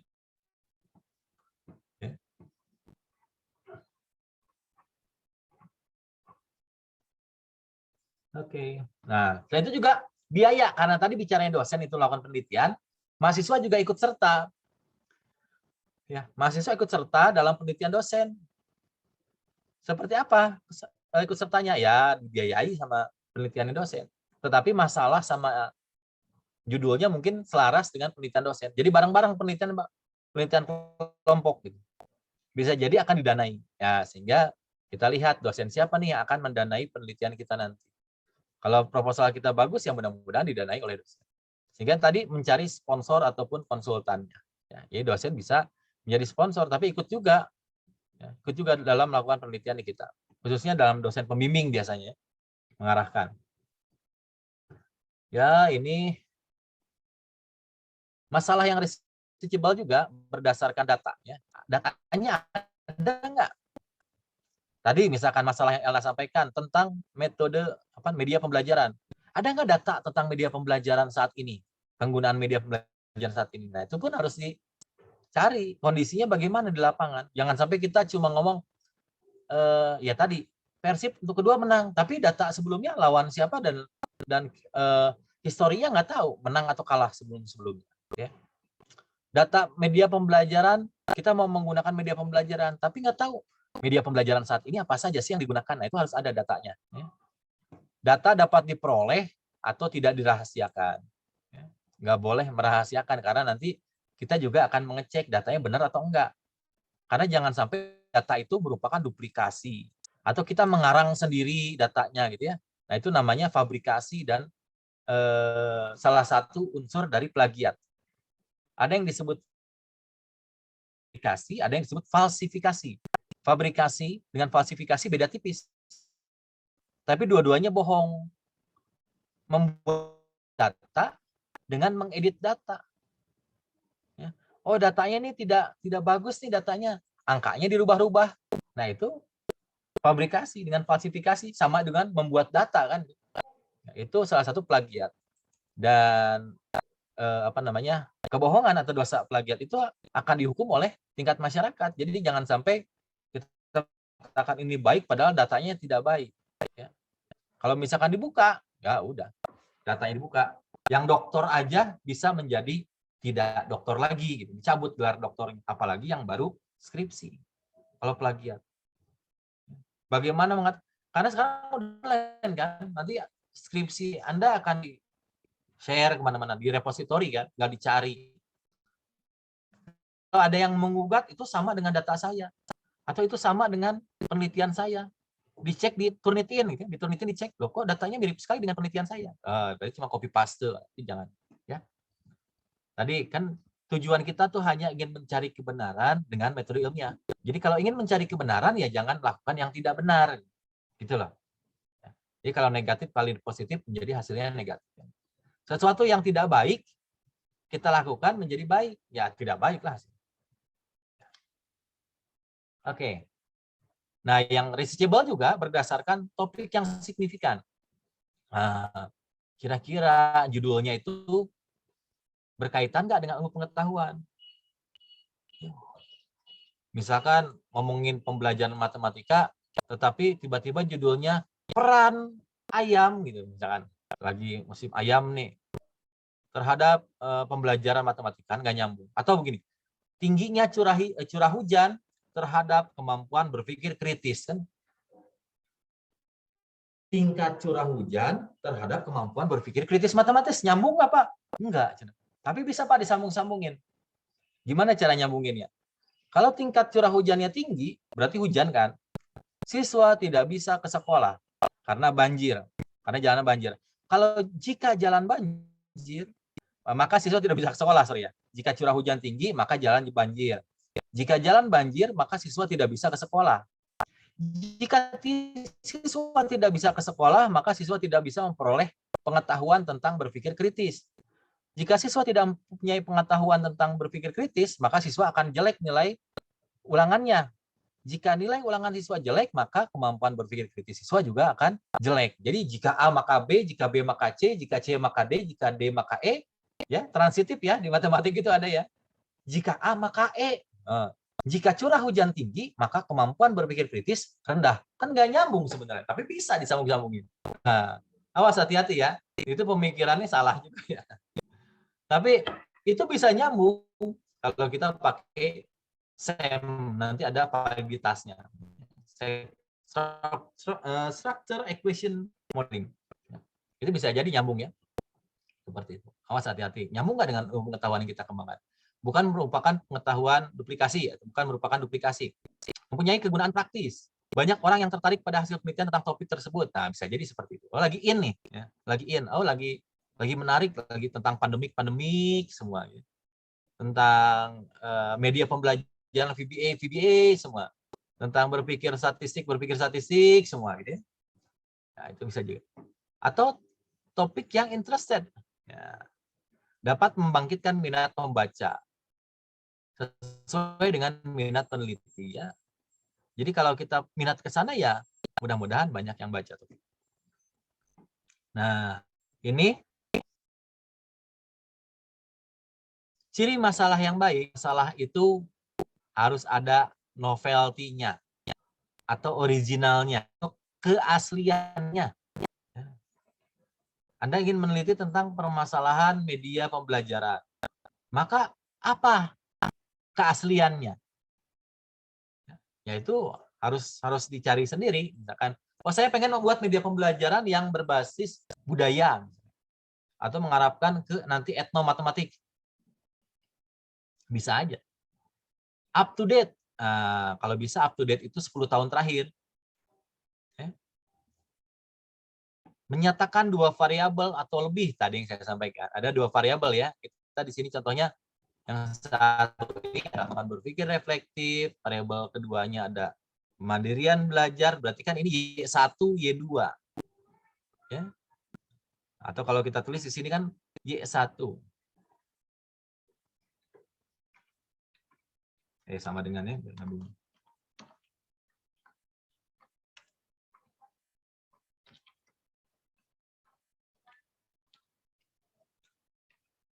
Nah, ini Y2-nya kemandirian belajar.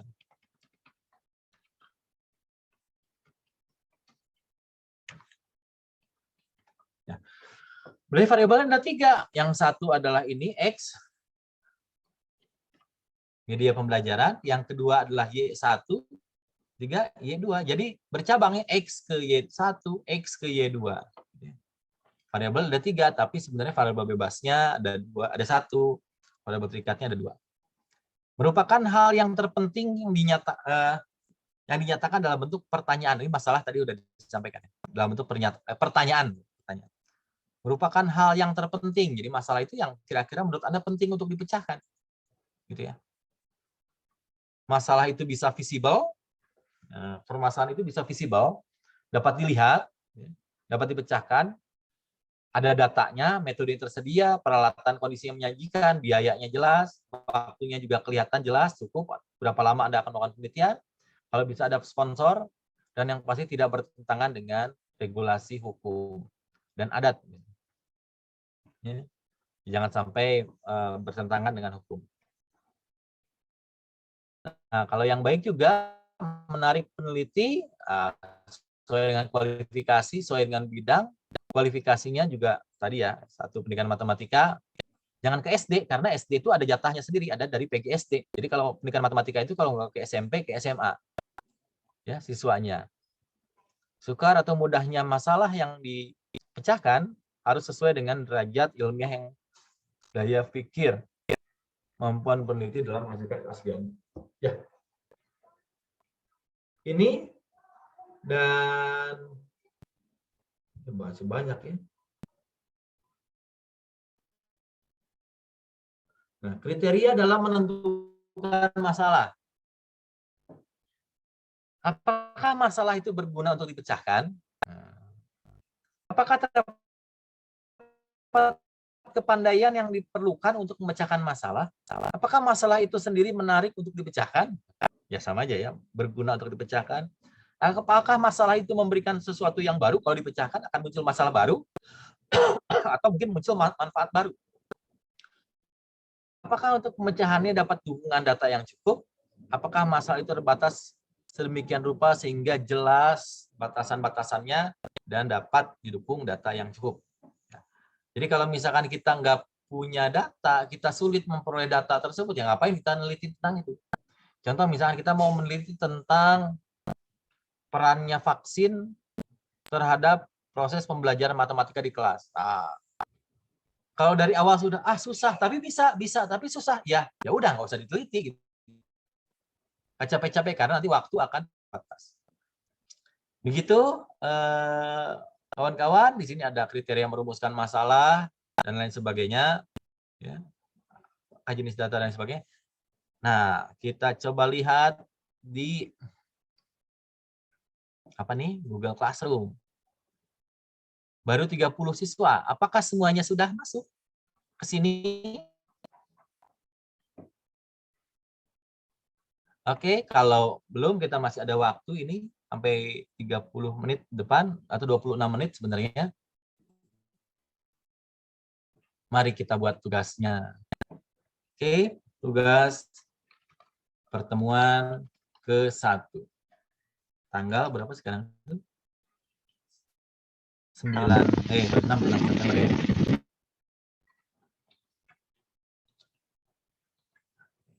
Tunjuknya,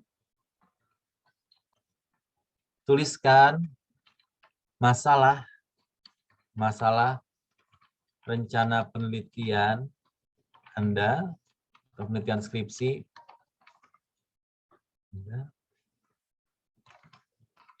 Kemudian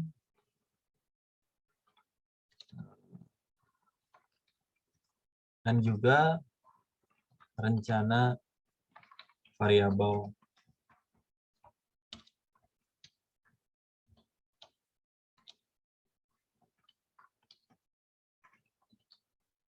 dan bebasnya. Oke.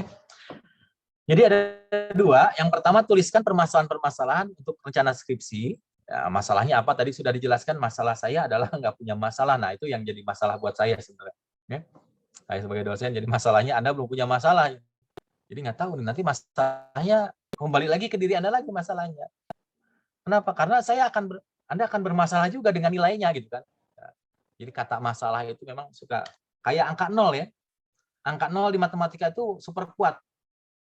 Super kuat itu 0 jika misalkan dikalikan 0. Siapapun yang dikalikan 0 pasti hasilnya 0. Siapapun yang dibagi 0 malah tidak terdefinisi kalau yang ngebaginya bukan 0. Kalau yang siapapun yang 0 dibagi 0 malah banyak jawabannya. Jadi kata masalah dengan angka 0 itu benar-benar menjadi mistik atau apa ya menurut saya.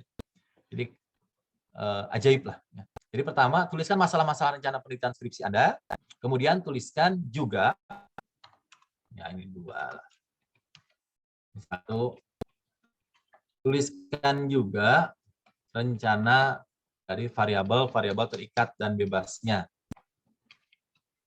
Ya, rencana variabel bebasnya apa, variabel terikatnya apa. Oke. Dan yang ketiga, kira-kira Anda tuliskan aja. Nggak apa-apa ya, tuliskan rencana judul skripsinya.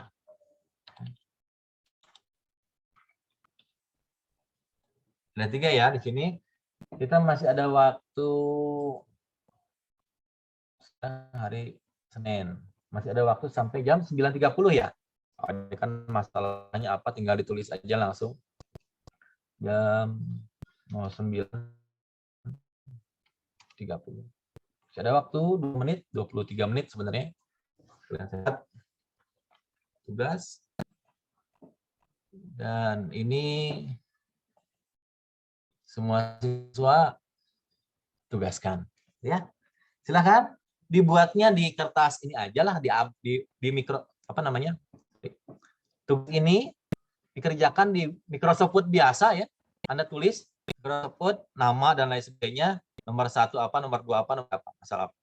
Masalahnya kan nggak mungkin 1 ya. Tapi jangan menulis tadi, masalahnya adalah Anda belum punya, itu bukan masalah. Oke, silakan. Ada mau pertanyaan dulu atau mau langsung? Shit, ini pada kemana nih? Ini banyak yang nggak aktif nih. Silakan, ada yang mau bertanya dulu?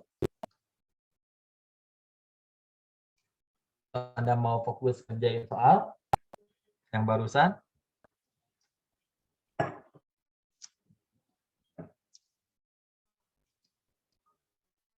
Bapak mau nanya.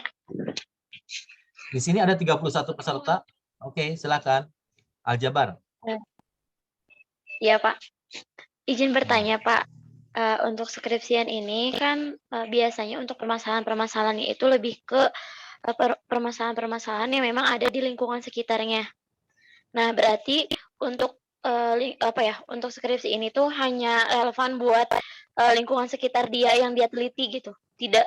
Belum tentu sesuai dengan kebutuhan yang ada di luar sana. Nah, itu tuh tujuan dari skripsi itu tuh apa, Pak?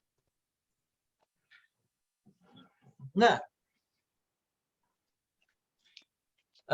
Saya kurang setuju kalau Anda sampaikan bahwa skripsi itu adalah kebutuhan di dalam lingkungan, gitu loh. Yang saya harapkan malah skripsi itu bisa berkembang juga di luar lingkungan. Ya, tapi kalau misalkan Anda hanya ingin berkembang di dalam lingkungan, ya nggak apa-apa juga, gitu. Jadi, kalau pertanyaannya tadi sebenarnya sudah menjawab pertanyaannya juga ya, jawaban juga. Bahwa skripsi itu ya harusnya bermanfaat buat orang lain, bukan hanya di dalam lingkungan sendiri. Harapannya di luar juga. Gitu. Sheila Aljabar. Soalnya Namanya Pak, bagus kan, Aljabar. soalnya Pak kan yang saya baca juga di jurnal-jurnal kayak gitu kan, sebelum ke skripsian itu memang kayak penelitiannya tuh difokuskan kayak gitu. Itu tujuannya tuh untuk apa, Pak? Anda bertanya skripsinya atau penelitian awalnya? Penelitian awalnya. Oke, penelitian awal. Jadi begini, pada saat nanti skripsi, kan secara gampangnya aja ya, saya tanya, Aljabar, kenapa ngambil judulnya X? Misalkan, atau kenapa ngambil judulnya Z? Ya, pada saat Anda menjawab, karena berdasarkan informasi yang saya temukan di lapangan, saya juga mengajar PPL kemarin, saya ikutan KKN ke sekolah juga, bahwa kemampuan X itu masih rendah, Pak. Nah, pertanyaan itu dijawab dengan seperti itu, saya pikir tidak komprehensif. Dan tidak bisa yakin. Bagaimana Anda meyakinkan saya bahwa saya itu harus ikut ke pemikirannya Aljabar? Contoh begini deh. Contoh begini ya, mohon maaf ya. Aljabar udah makan belum? Belum. Belum ya. Bagaimana saya yakin bahwa Anda itu memang belum makan?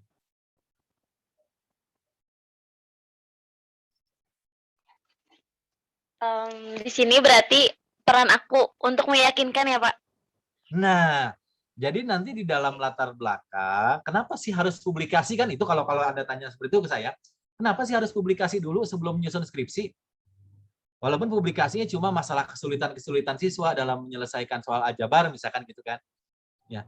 Tapi kalau misalkan aljabar saya tanya, "Aljabar sudah makan belum?" "Saya lagi makan, Pak," ditunjukin piringnya. Oke. Saya tanya, "Kenapa Anda mengambil masalahnya itu adalah kemampuan berpikir X tadi?" Kalau Anda sebutkan berdasarkan pengalaman saya pribadi, PPL kemarin, mau dilihatin foto-fotonya juga saya nggak akan percaya. Kan foto masih bisa diedit. Kecuali fotonya di-upload ke website dan websitenya tersebar luas. Oke ya, saya percaya. Ya, kita bukan hanya ingin melihat fotonya, tetapi bagaimana hasilnya. Kalau misalkan aja katakan, berdasarkan hasil penelitian saya di tahun 2021 yang sudah dipublikasikan pada gitu ya, nomor berapa, halaman berapa, menyatakan bahwa siswa masih kesulitan berpikir X. Itu sudah valid dan saya tidak bisa mengelak. Oh gitu, ya udah. Jadi kalau ditanya, apa Pak manfaatnya kalau kita harus publikasi? Itu pasti tanya. Salah satunya ya. Yang keduanya ya Anda banyak publikasi. Jadi pada saat kita berbicara sesuatu, ini yang saya tekankan ke rekan-rekan yang S2 juga, kebanyakan yang S1, bahwa true belief with justification. Untuk meyakini suatu kebenaran, ya kita harus melakukan reasoning yang kuat, justification, justified. Harus memberikan alasan. Ya. Harus memberikan alasan. Nah, bahasanya begini pada saat saya tanya deh, Aljabar rumahnya di mana? Di Cimareme, Pak. Oke. Kayaknya saya harus menanyakan pertanyaan kedua deh. Cimareme-nya di sebelah mana? Dekat rumah sakit Karisma. Oh. Dekat rumah sakit, berarti ada di daerah pertigaan di sana. Tuh saya pertanyaan ketiga tuh nanya. Betul, Pak. Oke. Sekarang coba Anda tanya ke saya, Pak Wahyu rumahnya di mana gitu ceritanya.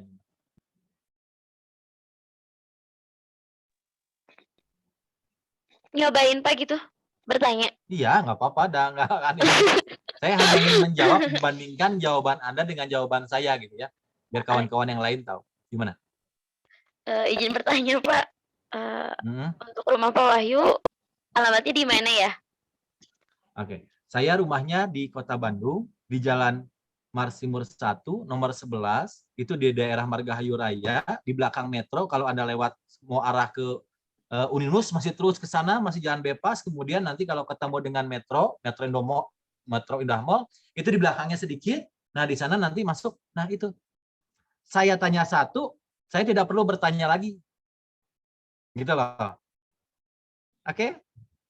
Jadi berikanlah kita jawaban itu yang rasional, yang benar-benar justify. Itu intinya gitu. Ya. Bukan saya pengen ditanya alamat, bukan ya. Tapi saya ingin membandingkan, kalau saya nanya, ya saya berharapnya jawabannya itu sehingga saya tidak perlu tanya lagi gitu. Saya nanya, Aljabar kenapa mengambil judulnya itu? Kenapa kemampuan berpikir X? Ya. Berdasarkan hasil penelitian yang saya lakukan di lapangan tentang kemampuan berpikir X masih lemah. Hal tersebut juga sudah saya sampaikan di jurnal ini, tahun berapa, volume berapa, nomor berapa. Oh ya udah. Tapi kalau tadi bilangnya berdasarkan pengalaman pribadi, Pak, saya kemarin PPL, Pak. PPL di mana? PPL di sini. Apa buktinya? Ini, Pak, nggak percaya. Ini, Pak, bener, Pak, yakin? Nggak percaya. Pasti jawaban saya gitu terus. Ya. Oke, mudah-mudahan yang lainnya juga paham. Bagaimana kita harus menjustify, membuat alasan. Intinya alasan. Sehingga orang yang diajak bicara oleh kita itu bisa paham apa yang kita inginkan. Gitu. Oke, ada lagi?